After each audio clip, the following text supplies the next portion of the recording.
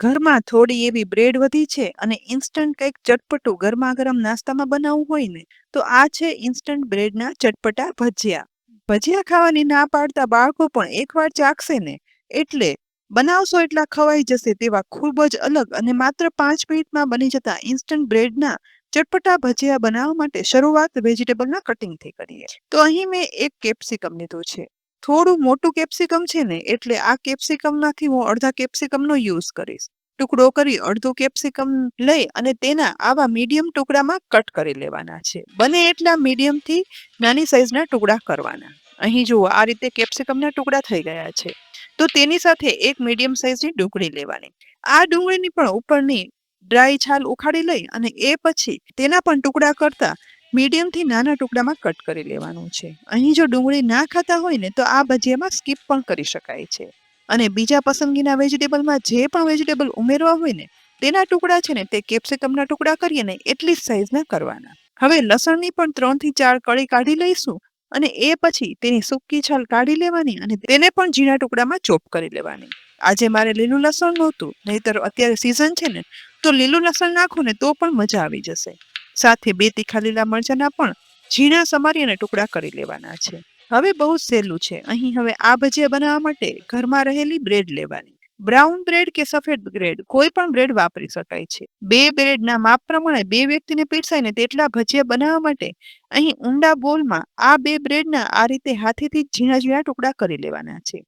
અહીં મિક્સરમાં પીસવાની કે ચોપરમાં ચોપ કરવાની જરૂર નથી અને પીસતા કે ચોપ પણ ના કરતા. આવા જ હાથે કરેલા બ્રેડના ટુકડા જ આ ભજીયામાં જોઈશે. જુઓ, આવા નાના મોટા બ્રેડના ટુકડા કર્યા પછી ભજીયાનું મિશ્રણ બનાવવા માટે બ્રેડના ટુકડામાં સમારેલા કેપ્સિકમ ઉમેરશું. સાથે ડુંગળીના ટુકડા ઉમેરી દેવાના.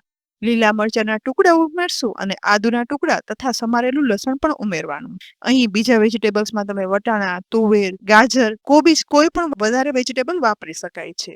હવે વધારે પ્રમાણમાં સમારેલી કોથમીર પણ ઉમેરવાની છે અને એ પછી મસાલા કરીએ ને, તો તેમાં અડધી ટીસ્પૂન ધાણા જીરું પાવડર, 1/8 ટીસ્પૂન હળદર પાવડર, અડધી ટીસ્પૂન મરી પાવડર, સ્વાદ પ્રમાણે મીઠું ઉમેરશું. તેની સાથે જ અડધી ટીસ્પૂન ચાટ મસાલા પાવડર ઉમેરવાનો.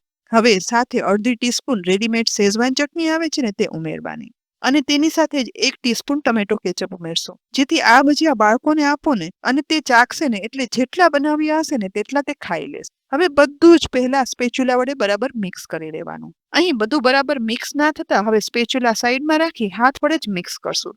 પણ એવી રીતે મિક્સ કરવાનું કે કેપ્સિકમનું પાણી છે ને તે બહાર ના આવી જાય. બસ બ્રેડના ટુકડામાં ઉમેરેલા વેજીટેબલ્સ અને મસાલા બરાબર ભળી જાય ને, એ પછી એક ખાસ સામગ્રી ઉમેરવાની. એટલે આ સમયે તેમાં 3 ટીસ્પૂન બેસન ઉમેરવાનો છે. અહીં બેસન વધારે નહીં ઉમેરવાનો, ફક્ત આ મિશ્રણનું બાઇન્ડિંગ આવે ને એટલું જ ઉમેરવાનું છે. કારણ કે આ ભજીયામાં બેસનનો સ્વાદ બિલકુલ ઇન્હેન્સ ના થવો જોઈએ. મેઇન ઇન્ગ્રીડિયન્ટ્સ તો બ્રેડ અને વેજીટેબલ જ રહેવા જોઈએ.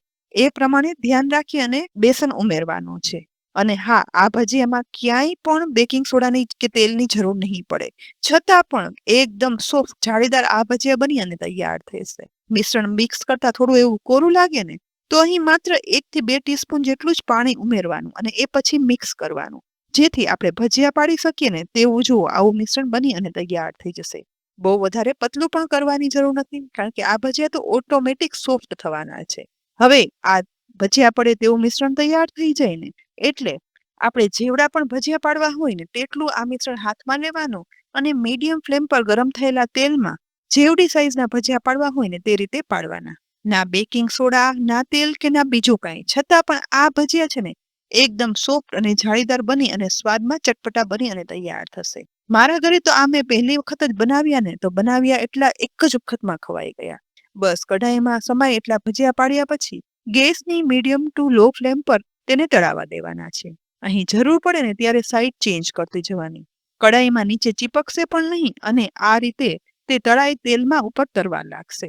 ધીમે ધીમે કરતા તે અંદર સુધી ગેસની મીડિયમ ટુ લો ફ્લેમ પર તેને તળાવા દઈશું ને, એટલે અંદર સુધી તે ચડી પણ જશે અને તળાઈને ઉપરથી ગોલ્ડન બ્રાઉન કલરના બનશે. 2 થી 3 મિનિટમાં સાઈડ ચેન્જ કરી અને તળાતા હવે જુઓ એકદમ મસ્ત ગોલ્ડન બ્રાઉન ક્રિસ્પી અંદરથી સોફ્ટ આ ભજીયા તળાઈ ગયા છે.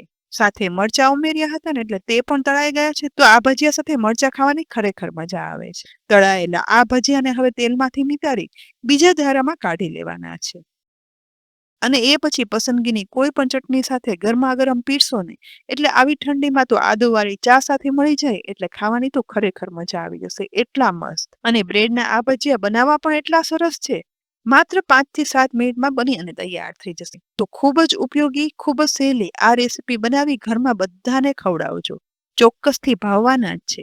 અને તમને આ રેસીપી ગમી હોય ને તો આ ઇન્સ્ટન્ટ બ્રેડના ભજીયાની રેસીપી તમારા સગા સંબંધી મિત્રોમાં શેર કરી દેજો. સાથે જ કિચન સિરીઝ યુટ્યુબ ચેનલને સબસ્ક્રાઇબ કરવાનું તો બિલકુલ ના ભૂલતા. તેની સાથે જ અમારા ફેસબુક પેજ અને ઇન્સ્ટાગ્રામ પેજને પણ ફોલો કરી લેજો, જેથી દરેક રેસીપી તમને મનપસંદ પ્લેટફોર્મ પર જોઈ શકો. આવતીકાલે ફરી મળશું એક નવી રેસીપી સાથે. ત્યાં સુધી આવજો.